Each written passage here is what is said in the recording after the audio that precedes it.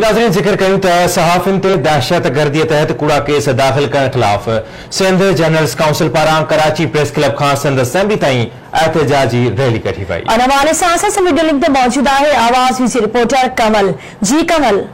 जी सॼी सिंध में सहाफ़िन सां थींदड़ नाइंसाफ़ियुनि ज़्यादतियुनि ऐं दहशतगर्दी एक्ट तहत दाख़िल थींदड़ केसनि ख़िलाफ़ अॼु सिंध जर्नलिस्ट काउंसिल पारां एहतजाज कयो पियो वञे ऐं हीअ एहतजाज जेको आहे कराची प्रेस क्लब खां सिंध असेंबली ताईं पहुतो आहे ऐं हिन एहतजाज में सॼी सिंध जा सहाफ़ी जेके आहिनि उहे शामिल आहिनि ऐं अचो त असीं सहाफ़ियुनि खां पुछूं था त उन्हनि सां सिंध में कहिड़ा मसइला आहिनि। सीएम साहब के सामने ये इशू आया था और सीएम साहब की हिदायत पर ये कमेटी भी बनी है और उस कमेटी ने अपना काम भी किया है, लेकिन अभी तक उन्होंने रिपोर्ट दी नहीं है। लेकिन अभी बताया गया है कि उस कमेटी की प्रोसीडिंग के दौरान भी 3 मज़ीद FIR जो हैं वो कटी हैं, जिसमें दहशतगर्दी की जो दफ़ात थी वो भी शामिल की गई हैं। मैं समझता हूँ कि ये बड़ा जायज़ मौक़िफ़ था यहाँ जो सहाफ़ी आए थे उनका।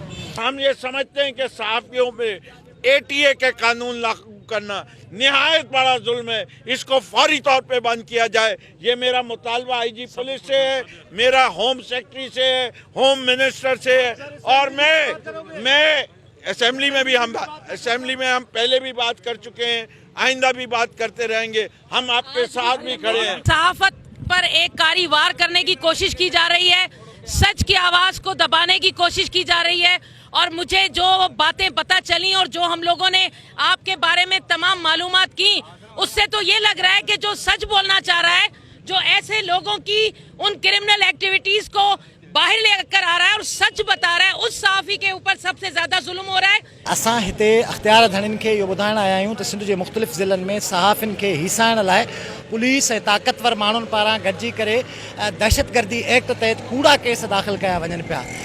कतन असां कंहिं ॾोहारी माण्हू जी हिमायत में न आहियूं, कतन असां इहो नथा चऊं त कंहिं सहाफ़ी ते केस दाख़िल न थियणु खपे, पर दहशतगर्दी एक्ट जहिड़े संगीन इल्ज़ाम तहत कूड़ा केस दाख़िल थियण जे मामले में असांजी डिमांड आहे त शफ़ाफ़ इंक्वायरी थिए। असां इहो नथा चऊं त तव्हां जेके सहाफ़ी सहाफ़त जी आड़ में ॾोह कनि था उन्हनि खे तव्हां छॾे ॾियो, न, उहे असांजा बि दुश्मन आहिनि जेके असां सां गॾु रही करे ॾोहारी एक्टिविटीज़ में मुलविस आहिनि, उन्हनि खे असां बि क़बूल नथा कयूं। पर जेके जेन्युइन वर्किंग जर्नलिस्ट आहिनि जिन ते तव्हां कूड़ा केस दाख़िल कयो था, ख़ासि तौर ते दहशतगर्दी जा, इहे केस दाख़िल न थियणु घुरिजनि। मुतालबा सिधा असांजा हुया ऐं वॾे अरसे खां हुया सिंध हुकूमत सां, ऐं उन्हनि असांजे मुतालबनि ते वॾे वज़ीर ऐवान में बि ॻाल्हायो हुयो त सहाफ़ियुनि जे ख़िलाफ़ु जेके सॼी सिंध में दहशतगर्दी जा केस दाख़िल थी रहिया आहिनि, असांजो मुतालबो त उहे ख़तमु कया वञनि। ऐं जेका पुलिस गर्दी थी रही आहे, पुलिस ई सहाफ़ियुनि खे अगवा करे हिकु सूबे मां ॿिए सूबे खणी थी वञे त इहो अगवा जो सिलसिलो बंदि थियणु खपे। ॿियो असांजो मुतालबो इहो त जेके बि ऑफिसर जेके हिननि वर्दी में अगवाउनि में मुलविस आहिनि सहाफ़ियुनि जी में, उन्हनि जे ख़िलाफ़ु अगवा जा केस दाख़िल थिया वञनि।